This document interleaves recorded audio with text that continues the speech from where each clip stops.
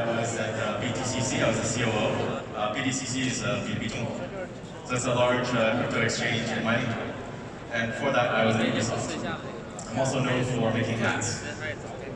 So Blockstream is a Bitcoin infrastructure company. We were founded in 2014, and we're VC backed. Some of our backers include Digital Garage, Horizon Ventures, and Reid Hoffman.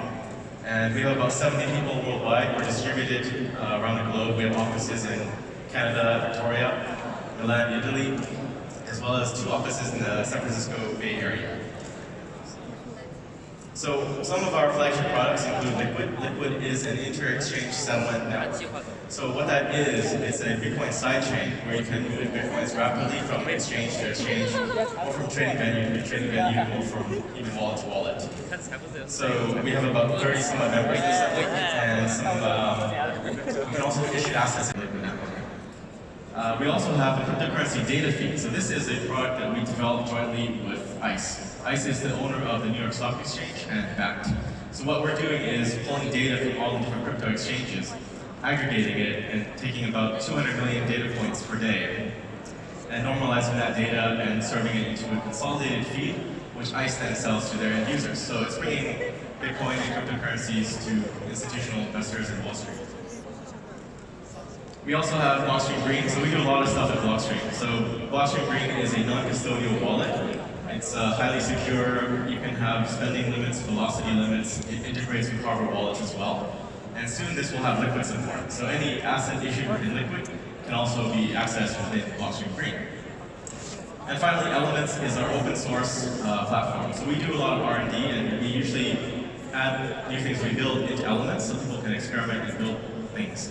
So for Elements, you can fork it. It's actually a fork of Bitcoin Core. And Liquid is built off of Elements. But you can take Elements and make your own blockchain project and do a lot of cool stuff with it. So we also contribute a lot to open source projects at Blockstream. We contribute to Bitcoin.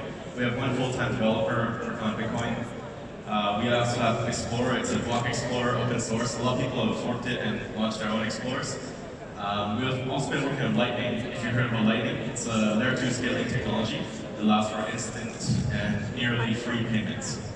Also, we have Simplicity, which is a smart contracting language that allows for formal proofs, formal verification. And once that's ready, we'll be adding it to Elements. So eventually, maybe it'll come to Bitcoin as well, and Bitcoin will have smart contracts. So quickly, what is Bitcoin? I like to say Bitcoin is digital gold. It's uncensorable, unconfiscatable digital gold.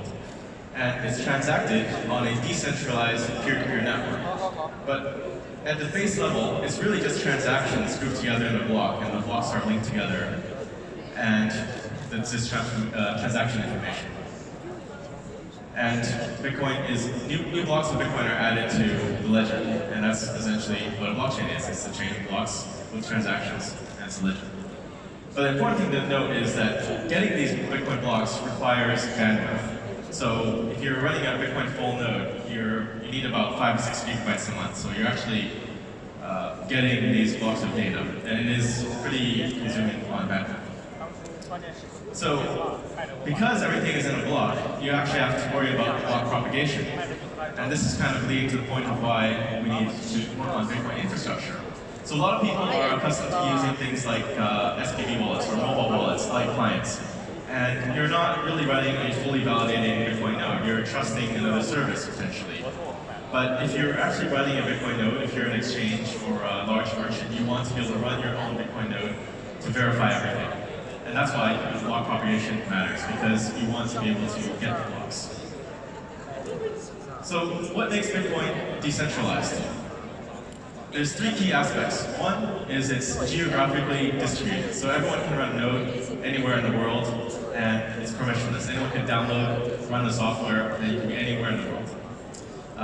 Nodes are lightweight, meaning you don't need a heavy requirement. You can run it on an old laptop, Raspberry Pi even. Unlike other blockchains like Ethereum, which require very expensive server-grade hardware. And if you're running an exchange, it's hard to keep up with a heavy blockchain like that. Also, you have ISP diversity, because Bitcoin lives on the internet. It doesn't live in any particular place. So you have this ISP diversity. No country can actually shut off the ISP and cut out the whole network. They can cut off their own network, but we can talk about that later. So why do we want to decentralize? We want to make sure that the network is robust, and that's the primary reason. So it's important to know, decentralization is just a means to an end. A lot of projects talk about decentralization, like we're a decentralized Uber or we're a decentralized Airbnb or whatever. But the point of decentralization is to achieve a goal. Because, as you've heard probably, Bitcoin does consume electricity. We must be burning this electricity for a reason, and that reason is censorship resistance. Meaning, nobody can confiscate your digital gold. If I have a Bitcoin, it's mine, and nobody can freeze it, take it, or do anything with it. So decentralization is a means to an end. So now we'll get into Blockstream Satellite. So Blockstream Satellite is a service that we launched in 2017. Initial rollout covered North America, Europe and Africa, and South America. And last year we rolled out phase 2, which gives us worldwide coverage. So with Blockstream Satellite, actually, in Singapore right now, you can actually receive Bitcoin blocks. So if you point a satellite dish, line it up with one of our satellites, you get Bitcoin blockchain. So all around you is Bitcoin. So why did we launch this service?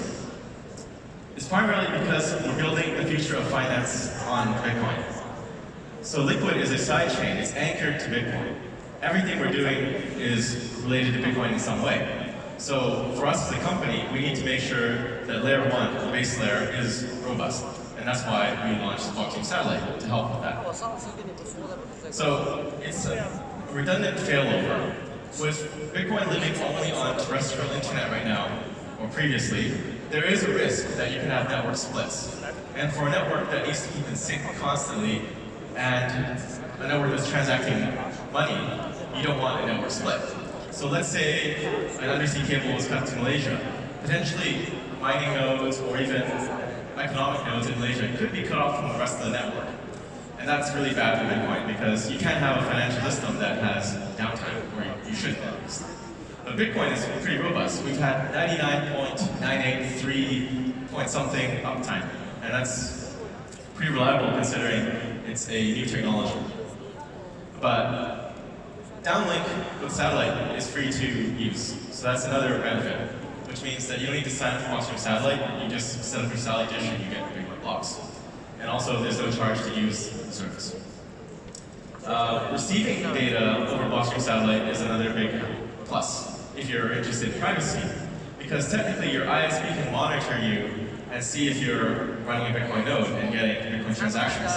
But if you're running a Bitcoin satellite setup, that means nobody knows exactly what you're doing, because all your blockchain data is coming over the satellite, over the air. It also reduces bandwidth, so that means you don't have as much cost. If you're in a country that has expensive bandwidth or bandwidth caps, then you definitely can save some money. So hardware is cheap. About $100 will buy you all the hardware needed to set up a Blockstream Satellite node. You can also rebroadcast data if you want. So you can buy Wi-Fi equipment and rebroadcast Bitcoin data in a little area next to your dish.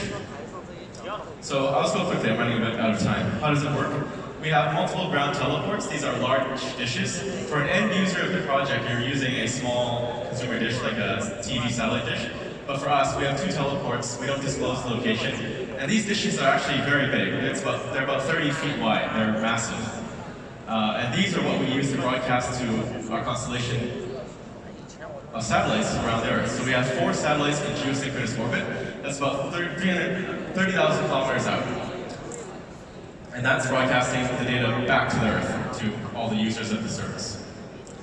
So the reason why we don't want to use CubeSats, if you're paying attention to SpaceX and Starlink, is because there's a lot of drawbacks. These things need to be boosted periodically or they'll fall back into orbit because they're really low Earth orbit satellites. They're 2,000 kilometers up.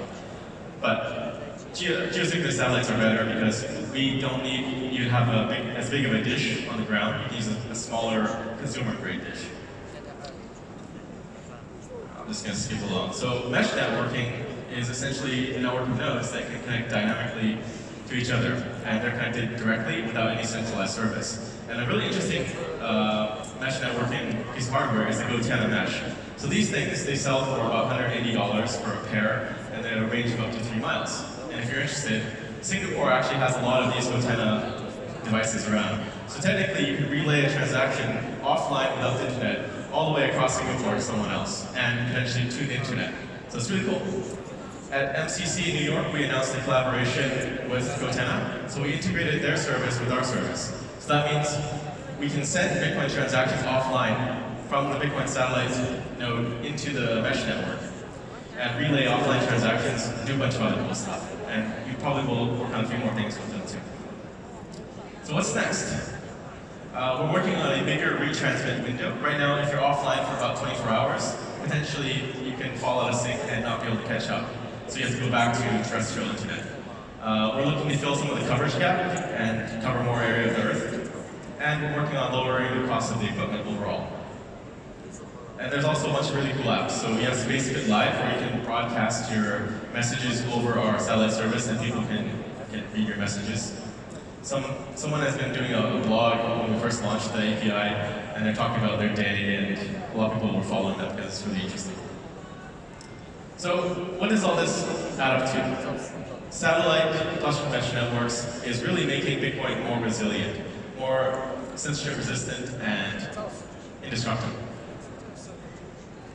So, in summary, Bitcoin, through the use of blockchain satellite mesh networks and potentially other things, becomes no longer reliant on terrestrial internet. So Bitcoin was born on terrestrial internet, but now we have these redundancies, and it's grown beyond that. You can improve privacy by using blockchain satellite and mesh networks. And network disruptions are less impactful when we can route around disruptions where there's censorship, ISPs being cut off, or accidents. So this is a slogan we like to use at Blockstream: don't trust, verify. And it's really about making sure you're running a node and verifying all the data yourself. But we can also apply it to Blockstream Satellite. So if you want, you can call this number, 1833-BLK#, and you can get the latest block height and the block header.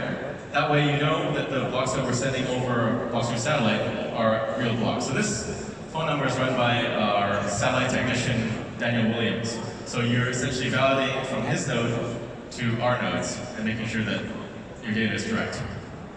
So that concludes my talk. Thank you very much.